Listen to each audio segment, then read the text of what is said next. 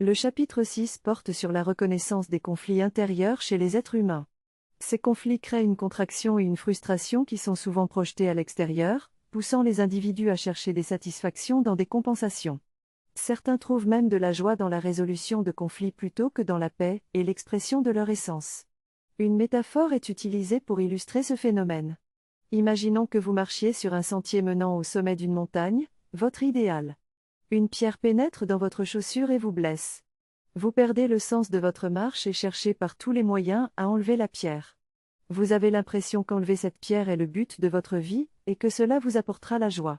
Cependant, vous avez perdu de vue que le but était la cime, que la joie était d'aller jusqu'au sommet et de vivre en relation avec vous-même sur le parcours. Il en est de même pour les êtres humains.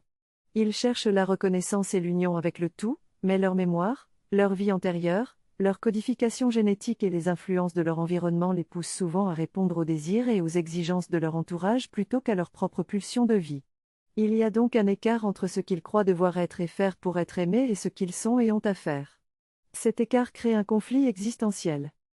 Cette conversation parle de l'importance de reconnaître et d'exprimer son essence réelle plutôt que de se conformer aux attentes des autres pour être aimée.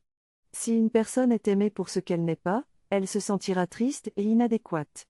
D'un autre côté, si elle n'est pas aimée, elle se sentira également inadéquate.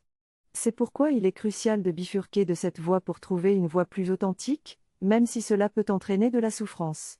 L'âme sœur peut aider à cette bifurcation, mais seulement si on est prêt à entendre son message.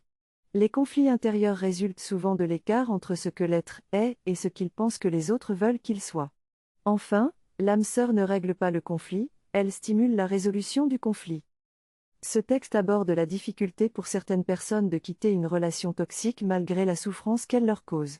L'auteur souligne que la peur de l'inconnu peut être plus grande que les souffrances du connu. Il prend l'exemple d'une femme qui vit une relation platonique contraignante et contrôlante avec son mari, et qui ne parvient pas à le quitter malgré la solitude et le vide qu'elle ressent. L'auteur met en lumière la peur de la solitude et l'insécurité financière qui empêchent cette femme de partir, même si cela semble la solution évidente. Il souligne également que les êtres ont des attachements et des peurs de l'inconnu qui rendent les solutions difficiles à appliquer. En fin de compte, il suggère que la peur de l'inconnu peut être surmontée